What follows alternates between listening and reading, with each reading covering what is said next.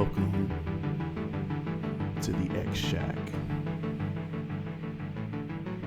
On this episode, we'll be talking about Powers of 10, number 6, written by Jonathan Hickman, featuring art by R.B. Silva and Pepe Larraz, and colors by Marty Garcia and David Carell. Warning, spoilers are ahead.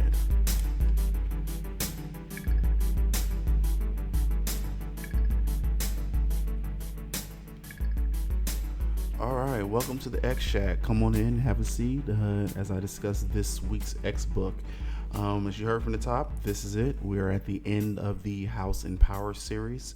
We open up with a scene we previously saw in one of the other issues, where we see where Professor X first meets Moira McTaggart.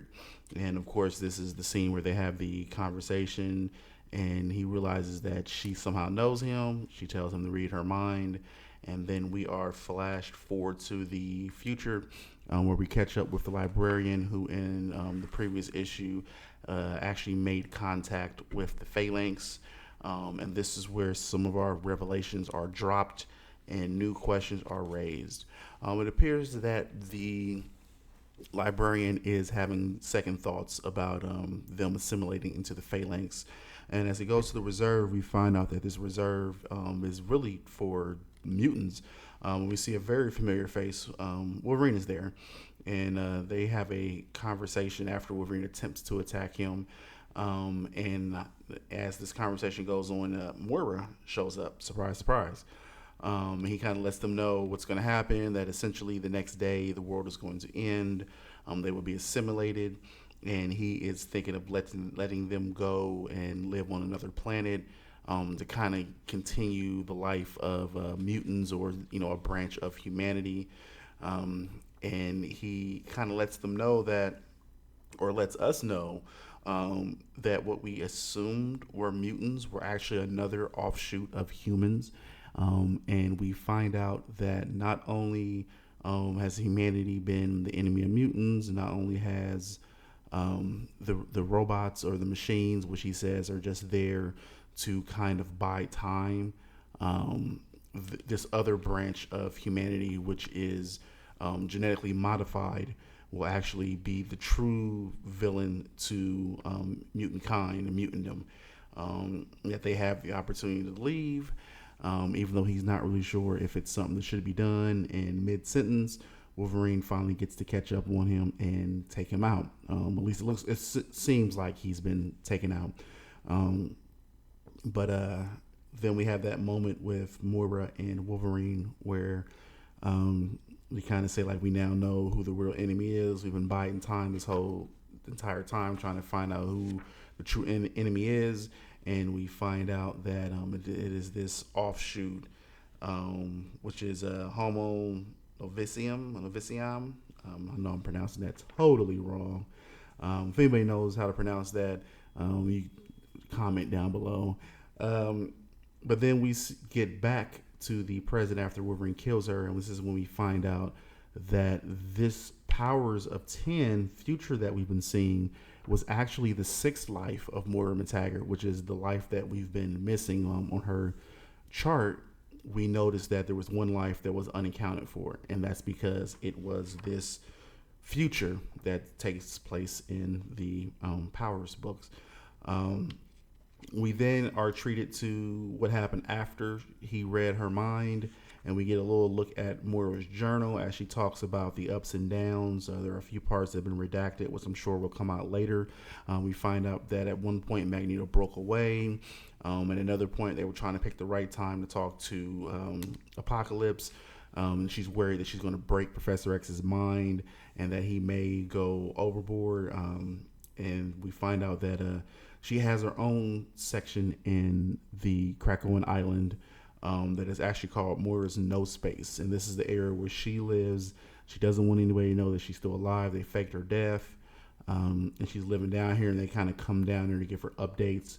They come in to give her an update about the first meeting of the Mutant Council. And they talk about who's on the seats, who has seats. and they let her know that Mystique has a seat, and part of the reason Mystique has a seat is because they want them to resurrect. Um, can't think of her name right now. I'm so upset that I can't think of her name. Um, yeah, that is really gonna bother me now.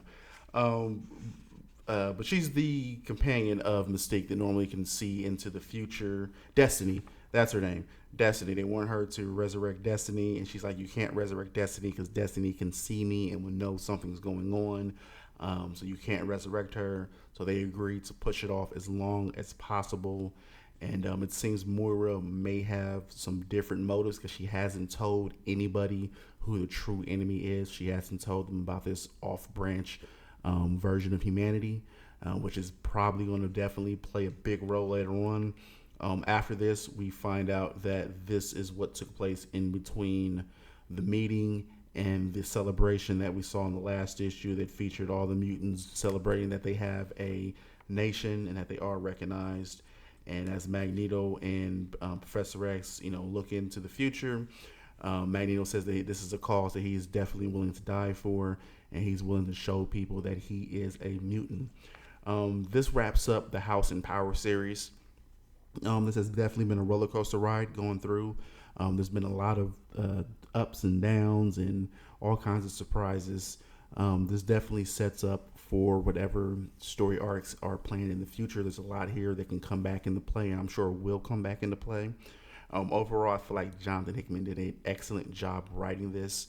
It has its elements of feeling like a traditional X-Men story. There are sections in there where it feels like you're reading a traditional X-Men book, but then there's some other concepts and higher level things that are definitely in there to set up big threats in the future, which should be really, really fun. I know that X-Men #1 will be dropping in about a week. I'm actually recording this the week before, obviously, and I'm looking forward to see how we hit the ground running. I want to see what happens in the other series also. We still don't know who the Red King is. There's theories still. We've talked on the last episode that it may or may not be Kitty Pryde, which would be awesome because I am a Kitty Pryde fan. So it's going to be exciting to kind of see where things go from here, to see how the X books settle down, and to see what comes back into play. That Powers of 10 future, will any of that have any ramifications on what's going on now in the present? When will they decide to go after, or how will they reveal this new threat to the mutants? How will Professor X and everyone take it when they find out that Moira's been lying to them, kind of holding things back? But if you've been enjoying this, just like, share, subscribe, tell your friends, leave a comment in the bottom. I've really been enjoying this. Not quite sure how the X Shack is going to go from here. I may do every X book that comes out every week. I may not. I'm not really sure. But if you have any thoughts or opinions or questions, just reach out to me and let me know. But until next time, I will see you later.